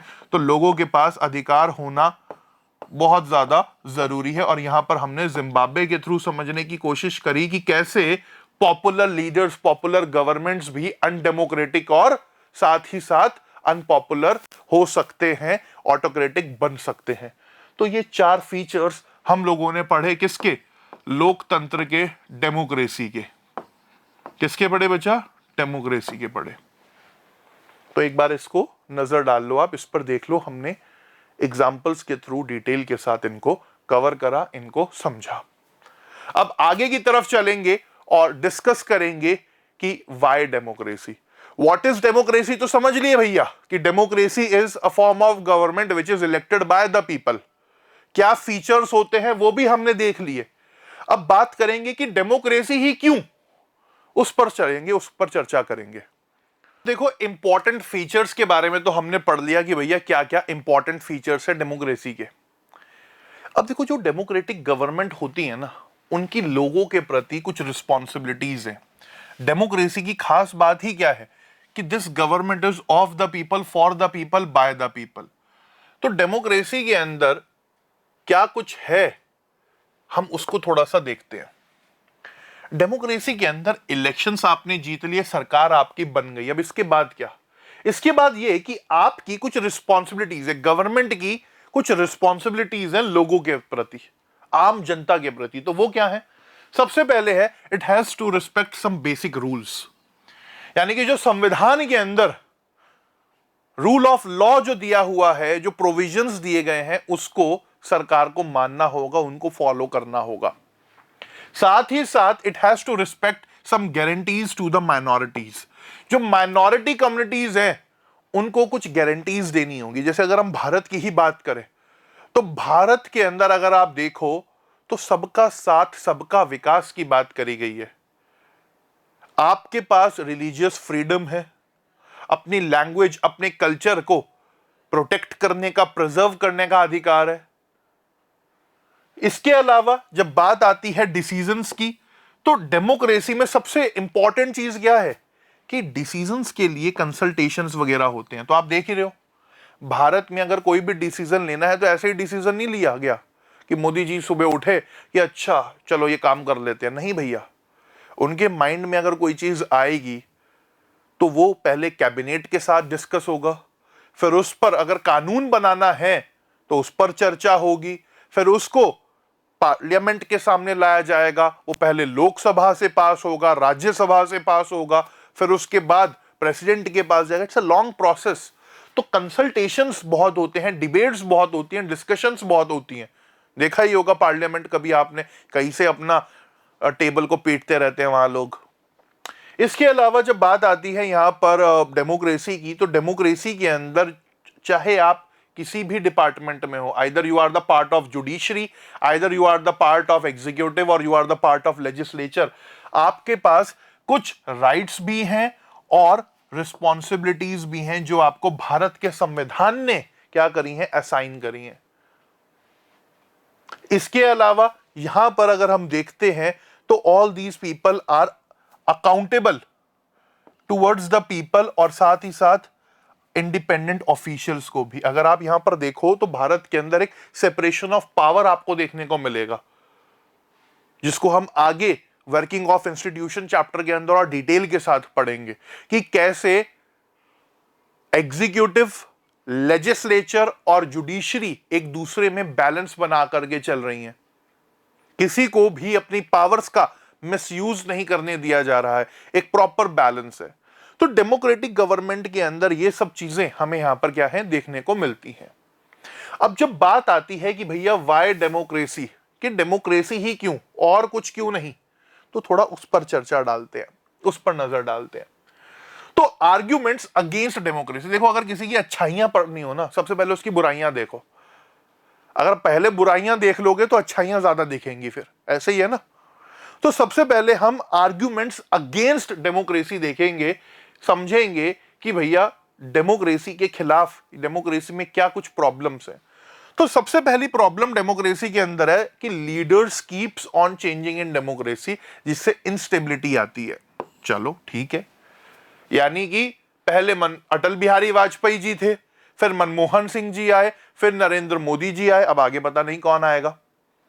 तो लीडर्स जो है दे कीप ऑन चेंजिंग, जिस वजह से एक इंस्टेबिलिटी बनती है। दूसरा पॉइंट क्या आता है, दूसरा ये आता है कि democracy is all about political competition and power play and there is no scope of morality.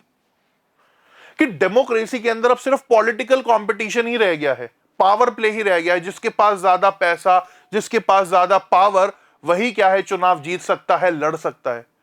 बात तो ठीक है, बट इसके अगेंस्ट क्या आर्ग्यूमेंट्स हैं वो भी देखेंगे। फिर तीसरा फीचर यहां पर आ जाता है हमारा कि so many people have to be consultated in democracy which leads to delay. कि भैया बहुत मीटिंग होती है, बहुत डिबेट, बहुत डिस्कशन होते हैं, जिससे क्या हो जाता है कि डिसीजंस में डिले हो जाता है। सो ये तीन मेन आर्ग्यूमेंट्स हैं डेमोक्रेसी के खिलाफ, डेमोक्रेसी के अगेंस्ट।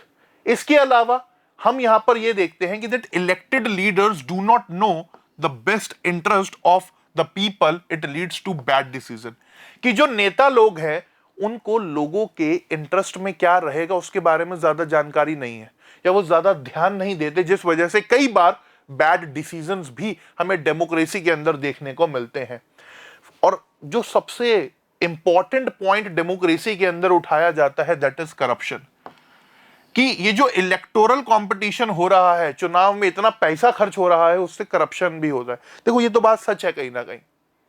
आप खुद देखो कि अगर कोई नेता चुनाव लड़ने के लिए 5 से 10 करोड़ रुपया खर्च कर रहा है, तो चुनाव के बाद वो क्या करेगा, वसूलेगा ना भाई, वसूली भाई बनेगा वो। फिर 5% चाहिए, 10% चाहिए।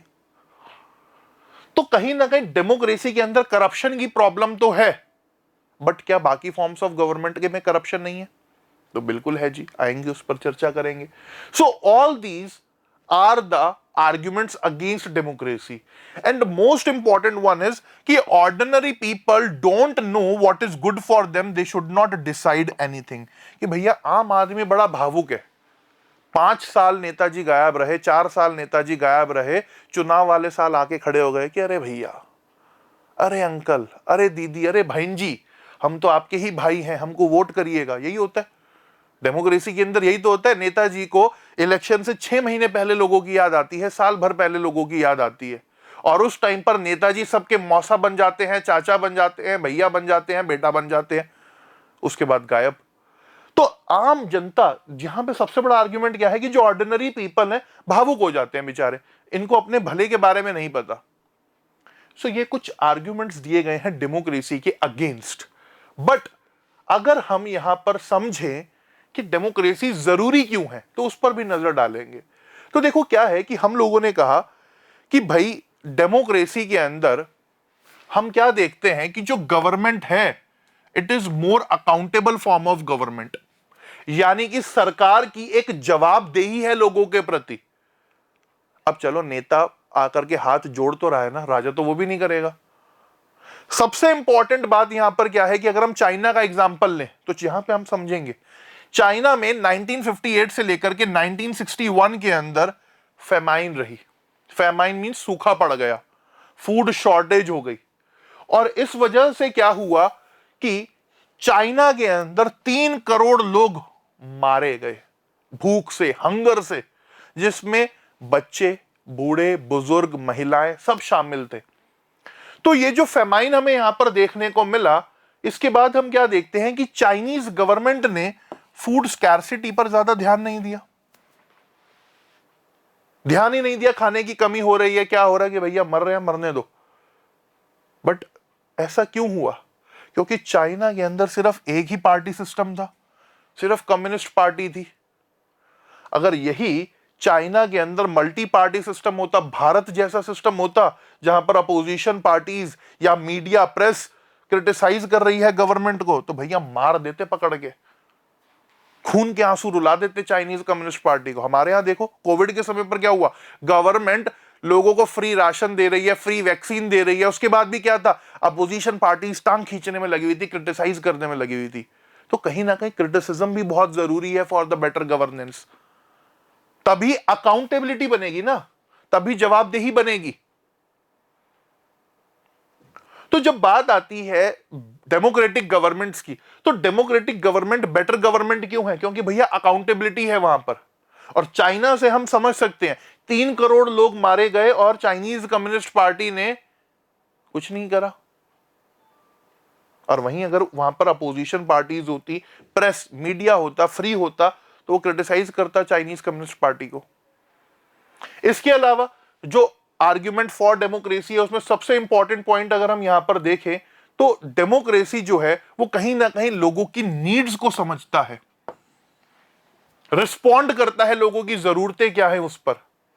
और जब डेमोक्रेटिक गवर्नमेंट्स को हम देखते हैं तो डेमोक्रेटिक गवर्नमेंट लोगों के विशेस के हिसाब से काम करता है। जो सरकार है, जो गवर्नमेंट है, वो लोगों की नीड्स, लोगों की डिमांड्स को ध्यान में रखते हुए काम करती है। और साथ ही साथ जो यहां पर रूलर्स है, जो लीडर्स हैं, उनको लोगों की नीड्स का ध्यान भी रखना पड़ेगा, फुलफिल भी करना पड़ेगा। अगर लोगों को लगता है कि भैया हमारे यहां पर पानी साफ नहीं आ रहा, सड़क टूटी पड़ी है, तो उसके लिए नेताजी रिस्पॉन्सिबल है। हाँ, लेकिन ऐसा नहीं होगा कि भैया शादी के लिए लड़की नहीं मिल रही तो नेताजी को कह दिया। एक कुछ दिन पहले की बात है, नितिन गडकरी जी का, मैं या पता नहीं कौन से नेता थे, उनका एक इंटरव्यू देख रहा था, तो वो बोले, उनसे पूछा रिपोर्टर ने कि कभी ऐसा भी होता है क्या कि लोग कुछ भी अब चॉइस आपके पास लेकर के आ जाते हैं, फरमाइश कि ये कर दो? तो बोले हाँ, एक बार क्या हुआ कि मैं किसी मीटिंग में गया तो वहां पर एक बंदा मेरे पास आ गया, कह रहा नेताजी मुझे जो है लड़की नहीं मिल रही है शादी के लिए। अब बताओ, अब नेताजी लड़कियां ढूंढेंगे, मैरिज ब्यूरो खोल लेंगे? तो जो लोगों की जेन्युइन नीड्स हैं, जेन्युइन डिमांड्स हैं, उनको कहीं ना कहीं डेमोक्रेसी के अंदर फुलफिल करा जाता है। And this is the responsibility of the rulers, जो लीडर्स हैं। ये जो रूलर शब्द आ रहा है ना यहां पे बार बार, ये आपके लीडर्स के बारे में है, आपके नेताओं के बारे में है। तो democracy is a accountable form of government. इसके बाद जो सेकंड इंपॉर्टेंट आर्ग्यूमेंट रहता है, that is democracy improves the quality of decision making. अब देखो, पहले हमने क्या पढ़ा था आर्ग्यूमेंट्स में, हमने कहा कि डेमोक्रेसी के अंदर कंसल्टेशंस बहुत होते हैं तो डिसीजन मेकिंग डिले हो जाता है। बट यहां ये कह रहा है कि democracy improves the quality of decision making. कैसे? डेमोक्रेसी के अंदर नॉन डेमोक्रेटिक गवर्नमेंट से बेटर डिसीजंस लिए जाते हैं। क्यों? क्योंकि डेमोक्रेसी के अंदर जो ये कंसल्टेशंस होते हैं, ये जो डिस्कशंस होते हैं, they are very important. Modi ji दिन में अगर 15 मीटिंग कर रहे हैं, 20 मीटिंग कर रहे हैं, तो इन मीटिंग्स के अंदर जो विजन है गवर्नमेंट का, सबका साथ सबका विकास का, उसको ध्यान में रखते हुए डिसीजन लिया जाता है। यानी कि जो भी डिबेट्स होंगे, जो भी डिस्कशन होंगे, उस पर समाज के हर एक तबके का, हर एक सेक्शन का, सेगमेंट का ध्यान रखा जाएगा कि जो डिसीजन गवर्नमेंट ले रही है, इसका किसी एक को ज्यादा एडवांटेज ना हो और किसी को नुकसान ना हो। तो ये जो टाइम लिया जा रहा है, ये क्वालिटी डिसीजन मेकिंग को इंश्योर करता है। एंड मोस्ट इंपॉर्टेंटली, जो यहां पर जितने भी डिसीजन हमारे देश के अंदर लिए जाते हैं, ये डिबेट्स, डिस्कशन, कंसल्टेशन के बाद ही लिए जाते हैं, जो कि बहुत इंपॉर्टेंट है। और इससे कहीं ना कहीं इररिस्पॉन्सिबल और रैश डिसीजन की जो प्रोबेबिलिटी है, जो चांसेस हैं, वो कम हो जाते हैं। तो अगर गवर्नमेंट सोच समझ के कोई डिसीजन लेगी तो उससे कन्फ्लिक्ट नहीं होंगे, प्रॉब्लम्स नहीं होंगी, और लॉन्ग टर्म में आम जनता को ही क्या होगा, उसका फायदा होगा। तो देर आए दुरुस्त आए, कहावत है ना। तीसरा इंपॉर्टेंट फीचर यहां पर हो जाता है, democracy provides a method to deal with differences and conflicts. देखिए, डेमोक्रेसी के अंदर अगर आप भारत का ही एग्जांपल लें, I don't think there is any other country than India जहां पर डेमोक्रेसी इतने बेटर तरीके से चलती है। क्योंकि भारत एक ऐसा देश है जहां पर हद से ज्यादा सोशल डाइवर्सिटी है। अलग अलग रीजन्स के अंदर अलग अलग लैंग्वेज बोलने वाले लोग, अलग अलग रिलीजन फॉलो करने वाले लोग, अलग अलग कास्ट से आने वाले लोगों के अपने अलग अलग डिफरेंसेस हैं, ओपिनियंस हैं, इंटरेस्ट है। खुद सोचो, अगर हम अपने घर का एग्जांपल ले, घर में अगर मम्मी पापा, 2 भाई बहन हैं, दादा दादी हैं, 6 लोगों का परिवार है, छोटा परिवार, उसके अंदर भी हम क्या देखते हैं, दादाजी की कुछ कहानी रहती है कि नहीं भैया हमको तो खाने में खिचड़ी खानी है, दादी जी की कुछ फरमाइश रहती है, आपकी कुछ रहती है, आपकी सिस्टर की कुछ रहती है, आपके भाई की कुछ रहती है, मम्मी पापा का अलग ही चल रहा है। और जब बात आती है 145 करोड़ की पॉपुलेशन की, जहां पर अलग अलग रीजन्स हैं, अलग अलग लैंग्वेज, अलग अलग रिलीजन, अलग अलग कास्ट से आने वाले लोग हैं, तो भैया उनके तो ओपिनियंस और इंटरेस्ट अलग होंगे ही। तो डेमोक्रेसी के अंदर सबसे बड़ी चीज हमें क्या देखने को मिलती है कि यहां पर जो कन्फ्लिक्ट है, जो डिफरेंसेस है, उनको हम सॉल्व करते हैं। कैसे? जो ये इतनी ज्यादा वास्ट डाइवर्सिटी है, इसके अंदर कोई क्लैश ना हो, कोई लड़ाई झगड़ा ना हो, एक ग्रुप दूसरे ग्रुप पर हावी ना हो जाए, उसको हम बहुत ही ब्यूटीफुल तरीके से बैलेंस करते हैं। और यहां पर हमने क्या करा है, यहां पर रिप्रेजेंटेशन के थ्रू हमने इसको सॉल्व करा। देखो, अगर चाहे हम तो इस प्रॉब्लम को, इस कन्फ्लिक्ट को हम ब्रूटल पावर के साथ भी सॉल्व कर सकते हैं, जैसे श्रीलंका ने करा। बट क्या हुआ था, श्रीलंका के अंदर भी यही काम हुआ। श्रीलंका ने भी वहां पर अपने लोगों को साइड करा, डाइवर्सिटी को ध्यान में नहीं दिया। आप क्लास 10th में इसको पढ़ोगे तो वहां पर सिविल वॉर हो गया। तो ब्रूटल पावर के थ्रू भी कॉन्फ्लिक्ट्स को सॉल्व किया जाता है। जिस ग्रुप के पास ज्यादा पावर है वो कोशिश कर सकता है कि माइनॉरिटीज को दबा दे, बट उससे क्या होगा, उससे देश के अंदर रिसेंटमेंट, अनहैप्पीनेस ही फैलेगी, सिविल वॉर जैसी, सिविल स्ट्राइफ जैसी सिचुएशन ही पैदा होगी।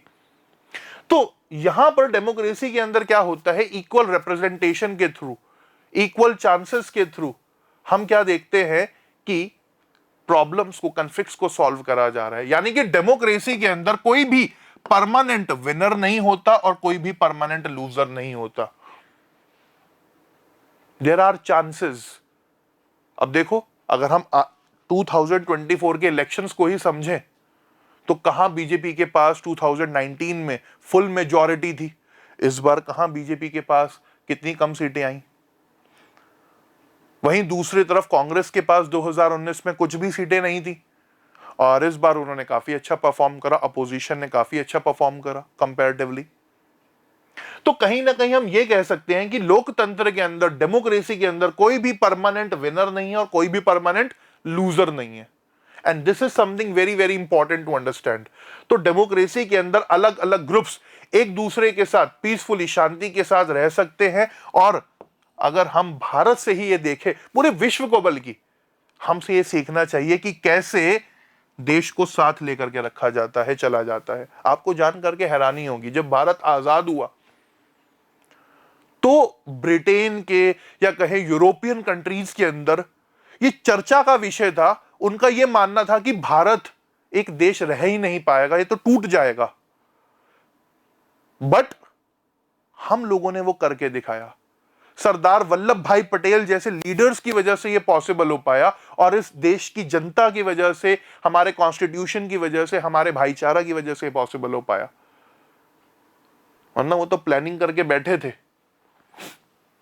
तो कुल मिलाकर के डेमोक्रेसी के अंदर हम क्या देखते हैं, कि there is no permanent winner and there is no permanent loser.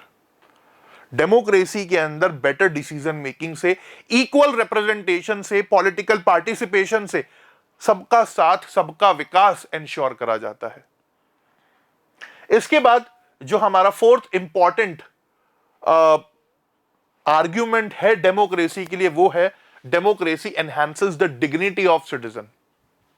यानी कि डेमोक्रेसी के अंदर आम जन के पास, एक ऑर्डिनरी इंडिविजुअल के पास क्या है, एक डिग्निटी है, रिस्पेक्ट है। कैसे? तो देखो क्या है कि democracy is basically based on political equality. Democracy political equality पर बेस्ड है। आपके पास वोटिंग राइट है, one person one vote one value हमें देखने को मिलती है। तो चाहे कोई पुअर हो, चाहे कोई कम पढ़ा लिखा हो, हर किसी के पास क्या है, सेम वोटिंग राइट है जो एक रिच और एडुकेटेड के पास है। साथ ही साथ जब बात आती है डेमोक्रेसी की, तो डेमोक्रेसी के अंदर people are not subject of a ruler, they are the rulers themselves. यानी कि हम राजा की नहीं सुनेंगे, हम अपने लीडर की नहीं सुनेंगे, लीडर को हमारी सुननी होगी। And this is something very important in democracy. And अगर कोई मिस्टेक हो जाती है नेताजी से, तो हम क्या है, नेताजी को रिस्पॉन्सिबल भी ठहरा सकते हैं। अगर नेताजी ढंग से काम नहीं कर रहे तो हटा भी सकते हैं। यानी कि democracy allows us to correct our own mistakes. Democracy की सबसे खूबसूरत बात, सबसे खास बात क्या है कि अगर हमसे कोई खराब नेता चुन लिया गया है तो हटा देंगे भैया 5 साल के बाद। 5 साल का पीरियड है हमारे पास कि अगर ठीक से काम नहीं कर रहे तो हटा दो, दूसरी गवर्नमेंट ले आओ। So democracy allows us to correct its own mistakes. In a democracy mistakes जो हैं वो आप छुपा करके नहीं रख सकते, हिडन नहीं रख सकते। And there is always a space for public discussion and a room for correction. यानी कि अगर कोई गलती हो रही है देश के अंदर, अगर सरकार से कुछ गलत डिसीजन लिया गया है, किसी मिनिस्टर से, किसी नेता से कोई गलत डिसीजन लिया गया है, तो उसको आप हटा भी सकते हो। तो रूलर्स के पास, जो हमारे नेता हैं, उनके पास एक ही चॉइस है, या तो जो डिसीजन लिया है उस डिसीजन को बदल दो, वरना आप खुद बदले जाओगे। तो आप देखो 2024 में जो चुनाव हुए, इन चुनाव के अंदर हम क्या देखते हैं कि काफी सारे सिटिंग मिनिस्टर्स चुनाव हार गए। बड़े बड़े मिनिस्टर्स अपना चुनाव हार गए, जिसमें स्मृति ईरानी जी शामिल हैं, और केरल से आने वाले Chandrashekhar Rajshekhar, I am forgetting the name, थोड़ा कंफ्यूज हूं, वो हार गए चुनाव। बड़े बड़े नेता अपना चुनाव हार गए, मिनिस्टर्स अपना चुनाव हार गए। तो अपने आप में दिखाता है कि डेमोक्रेसी के अंदर आम जनता के पास कितनी ज्यादा पावर है। तो these were the arguments for democracy जो हमने देखा। तो अभी तक इस चैप्टर में हम क्या पढ़ चुके? अभी तक इस चैप्टर के अंदर हम व्हाट इज डेमोक्रेसी पढ़ चुके, डेमोक्रेसी के क्या फीचर्स होते हैं वो देख चुके। China, Pakistan, Mexico, Zimbabwe, Saudi Arabia, Estonia, Fiji, इन सब कंट्रीज का एग्जाम्पल लेकर के हम ये समझ चुके कि भैया डेमोक्रेसी में क्या क्या चीजें जरूरी हैं, इन लोगों ने क्या क्या गलतियां करी वो हम देख चुके। उसके बाद हम लोगों ने आर्ग्यूमेंट्स अगेंस्ट डेमोक्रेसी देखा कि भैया डेमोक्रेसी में क्या क्या कमियां हैं वो हमने समझी। आर्ग्यूमेंट्स फॉर डेमोक्रेसी हमने समझा कि डेमोक्रेसी क्यों जरूरी है, क्या अच्छाइयां हैं डेमोक्रेसी की, वो हमने देखी। यहां से अक्सर क्वेश्चंस आपके बन जाते हैं। अब हम बात करेंगे लास्ट टॉपिक इस चैप्टर की, that is broader meaning of democracy. देखो ब्रॉडर मीनिंग ऑफ डेमोक्रेसी क्या कहना चाहता है, उस पर ध्यान से समझना बहुत ज्यादा जरूरी है। यहां से अक्सर 2 मार्क्स का क्वेश्चन पूछ लिया जाता है। आज के समय में जो डेमोक्रेसी हम देख रहे हैं, दैट इज रिप्रेजेंटेटिव डेमोक्रेसी। यानी कि क्या हो रहा है कि मॉडर्न टाइम्स में जो most common form of democracy आप देख रहे हो, दैट इज रिप्रेजेंटेटिव डेमोक्रेसी। और इस रिप्रेजेंटेटिव डेमोक्रेसी के अंदर क्या हो रहा है, इस रिप्रेजेंटेटिव डेमोक्रेसी के अंदर जो लोग हैं, majority of the people, they are electing their representatives. Representative democracy का मतलब क्या कि जो जनता है, आम जनता, वो अपने रिप्रेजेंटेटिव्स को इलेक्ट कर रही है, वो अपने लीडर्स को इलेक्ट कर रही है।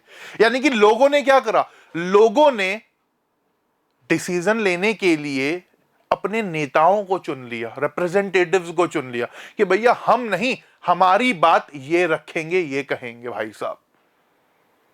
सो मॉडर्न डेमोक्रेसी के अंदर वी सी रिप्रेजेंटेटिव डेमोक्रेसी, जहां पर majority of the people are electing their representatives. But ऐसा हो क्यों रहा है? वाई मॉडर्न डेमोक्रेसीज में हम रिप्रेजेंटेटिव डेमोक्रेसी देख रहे हैं? Why majority of the people wants elected representative, या मेजॉरिटी पीपल रूल में इलेक्टेड रिप्रेजेंटेटिव्स का रोल क्या है? देखो, सबसे पहला पॉइंट यहां पर यह आ जाता है कि जब हम आज के समय पॉपुलेशंस को देखें तो भारत का एग्जांपल लो, 145 करोड़। मॉडर्न डेमोक्रेसी के अंदर लार्ज नंबर ऑफ पीपल है, और इतने सारे लोगों को साथ लेकर के चलना, बैठाना, डिसीजन लेना इज समथिंग वेरी इंपॉसिबल। खुद सोचो, भारत के अंदर क्या पॉसिबल है कि 145 करोड़ लोगों को साथ बैठा लें, डिसीजन ले लें? अगर हमारी फैमिली में छोटा मोटा फंक्शन भी होता है तो कभी फूफा जी नाराज हो गए, कभी मामा जी नाराज हो गए, तो कभी बुआ नाराज होकर के बैठ जाती हैं। ऐसे ही होता है ना। अब खुद सोचो, 145 करोड़ देश में सबको साथ लेके चलना, सबका एक तरीके से बात माननी कितना मुश्किल है, और हर किसी को डिसीजन में पार्टिसिपेट ही नहीं करना। कह रहा भैया मैं तो ठीक हूं, ले लो डिसीजन जो लेना है आपने। तो इसीलिए रिप्रेजेंटेटिव्स की जरूरत है जो हमारे लिए क्या करें, एक कलेक्टिव डिसीजन लें, because it is physically impossible to make a large number of people sit together and take decision. And most importantly, बिठा भी दोगे भाई साहब तो लोगों के पास ना समय है, ना लोगों के पास इच्छा है, ना लोगों के पास स्किल है इस डिसीजन मेकिंग प्रोसेस में पार्टिसिपेट करने की। पूछो एक आम आदमी से कि भैया पाकिस्तान का क्या करना है, वो कहेगा बम गिरा दो जी उसके ऊपर, खत्म करो पाकिस्तान का, कहानी, chapter close. But it is not that easy, है ना। तो कुल मिलाकर के जब बात आती है मॉडर्न डेमोक्रेसीज की, तो it is physically impossible for all the people, for a large number of people to sit together. इसीलिए हम क्या कर रहे हैं, 145 करोड़ लोगों ने क्या करा, पार्लियामेंट के अंदर अपने रिप्रेजेंटेटिव्स को चुन करके भेजा। तो लोकसभा के अंदर हम लोगों ने 543 मेंबर्स को चुन करके भेजा, और वहीं राज्यसभा के अंदर वी हैव 245 मेंबर्स जो क्या करेंगे, हमारे बिहाफ पर डिसीजन लेंगे, इस देश को चलाएंगे। तो सोचो, 543 लोग इतना लड़ते हैं पार्लियामेंट के अंदर बैठ के, अगर 145 करोड़ लोगों को बिठा देते और करते तो फिर तो भैया हो जाता फैसला, नहीं होगा ना। तो इसीलिए डेमोक्रेसी के अंदर रिप्रेजेंटेटिव डेमोक्रेसी बहुत ज्यादा जरूरी है, क्योंकि आम जनता के पास ना समय है, ना इच्छा है, ना स्किल है डिसीजन लेने की। तो आम जनता क्या करे, आम जनता ये कर सकती है कि वो अपना एक अच्छा रिप्रेजेंटेटिव चुन करके भेज सकती है जो उसके लिए एक डिसीजन लेगा। तो अपने रिलीजन को, अपनी कास्ट को, अपने हर चीज को साइड में रखते हुए, देश को आगे रखते हुए हमें एक ऐसा नेता चुनना चाहिए जो देश के बारे में सोचे, देश के लिए डिसीजन ले, और आपके बारे में सोचे, आपकी लोकेलिटी के बारे में सोचे, कॉन्स्टिट्यूएंसी को लेकर के चले, देश को लेकर के चले, जो सबका साथ, सबके विकास पर ध्यान दे। तो as a responsible citizen, as a responsible voter हम क्या कर सकते हैं, हम अच्छे नेताओं को चुन सकते हैं। वही सबसे बड़ा हमारे लिए क्या है, एक कॉज होना चाहिए, एक गोल होना चाहिए, एक एम होना चाहिए, और तभी हमारा देश तरक्की करेगा, विकास करेगा, और तेजी के साथ डेवलप होगा। तो ये था आपका chapter what is democracy, why democracy, जिसके अंदर हम लोगों ने सबसे पहले बिगिनिंग में व्हाट इज डेमोक्रेसी समझा, डेमोक्रेसी के फीचर्स देखे, उसके बाद arguments against and arguments in favour of democracy हमने पढ़ा, और लास्ट में ब्रॉडर मीनिंग ऑफ डेमोक्रेसी हमने समझा। तो आज की क्लास को यहीं पर एंड करते हैं। I hope you found this session interesting, आप लोगों को मजा आया होगा। So that's all for the day everyone. इस चैनल को सब्सक्राइब करना मत भूलिएगा, क्योंकि हम देख रहे हैं कि आप लोग सब्सक्राइब नहीं कर रहे हैं, ना ही अपने फ्रेंड्स के साथ वीडियोस शेयर कर रहे हैं। कमेंट सेक्शन में जो भी बीच बीच में मैंने आपसे क्वेश्चंस पूछे उनका आंसर जरूर दीजिएगा, और साथ ही साथ ज्यादा से ज्यादा इस वीडियो को शेयर करिए। टेलीग्राम चैनल का लिंक आपको नीचे डिस्क्रिप्शन में मिल जाएगा, make sure to join it, and that's all for the day. Thank you so much everyone. Gautam Lakhani signing off. जय हिंद, जय Bharat. Thank you so much everybody.